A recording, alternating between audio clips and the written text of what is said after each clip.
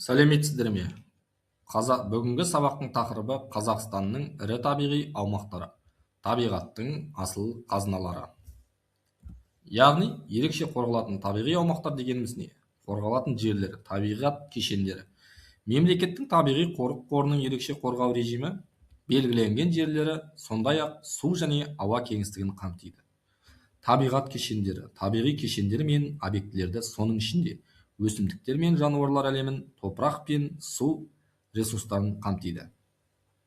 Мақсаты биологиялық алуан түрлілікті сақтау және табиғатты қорғау, экологиялық тепе-теңдікті сақтау болып саналады. Қазақстандағы негізгі ерекше қорғалатын табиғи аумақтардың түрлері мысалы мемлекеттік табиғи қорықтар, ұлттық табиғи саябақтар, табиғи резерваттар мен қорықтар, аймақтар, яғни биосфералық қорықтарды айтамыз. Мысалы, мемлекеттік табиғи қорықтарға айтатын болсақ, Ақсу-Жабағылы, Қорғалжын сияқты табиғи орындар толықтай қорғайтын аймақтар. Бұл қорықтар ерекше ғылыми және табиғатты қорғау маңызына ие. Сонымен қатар, ұлттық табиғи саябақтар дегеніміз Алтын Емел және Іле Алатауы сияқты туризм және оны дамытуға арналған бір қатар табиғатты қорғаудағы қамтамасыз ететін аймақтар. Және біз Ақсу-Жабағылы қорығына келетін болсақ, бұл таулы табиғаттың алтын қоры, алатын қоры, яғни ерекше табиғи маңызы бар. Қазақстандағы ең алғашқы мемлекеттік табиғи қорық 1926 жылы құрылған. Ол таулы экожүйелерді сақтау мен зерттеуде маңызды рөл атқарады. Мұнда сирек кездесетін түрлер, сары бауыр, аяқсыз кесетке, үнді жайрасы сияқты жануарлар мен тянь-шань, қоңыр аю, қар басы деген мекендейді. Биологиялық байлығына келетін болсақ, биологиялық алуан түрліліктің байлығы мен ғылыми зерттеудің орталығы. Қорық көптеген эндемикалық, яғни эндемик өсімдіктері түрлерімен танымал болып саналады.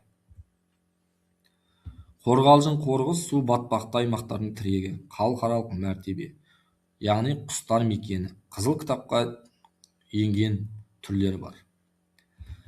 Алтын Емел ұлттық саябағына келетін болсақ, тарих пен табиғаттың тоғысқан жері. Бұл жерде ландшафттық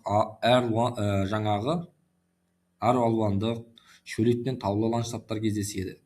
Табиғи ерекшеліктеріне келетін болсақ, Шарын шатқалы мен Талғар, Шыңғы сияқты табиғи ескерткіштері бар. Биологиялық қалпына келтіруге келетін болсақ, құланды қайта жерсіндіру жобасы қалпына келтірілуде. Іле Алатауына келетін болсақ, бұл ұлттық парк мәңгілік қарлар мен алпілік шалғындар. Бұл жерде тарихи мұра, табиғи сұлулық, туризм орталығына айналған. Темір дәуірінен қалған тарихи ескерткіштер мен сақ қорғандар парктардың мәдени маңызын арттырады. Және табиғи сұлулыққа келетін болсақ, реликті мүк шыршалы ормандар, сарқырамалар мен мұздықтар бұл жердің табиғи сұлулығына айқындайды. Туризм орталығына келетін болсақ, табиғат пен мәдени мұраны біріктіретін ірі туристік орталық саябақтар болып саналады. Шөлді және далалы қорықтарға келетін болсақ, Барсакелмес, Наурызым, Үстірт қорықтарын жатқызамыз. Қазақстанның табиғи аумақтарын қорғаудың маңызы биологиялық алуан түрлілікті ғылыми зерттеулерде экотуризм дамыту, халықаралық міндеттемелерге жатқызамыз. Табиғатты бірге сақтайық, сонымен қатар бізде табиғатты бірге сақтайық дегеніміз, табиғат адам баласының тіршілік көзі. Оны сақтау біздің ортақ болашағымыз болып саналады. Яғни Қазақстан ірі табиғат кешендері жайында бүгінгі сабақта толыққанды талдайтын боламыз.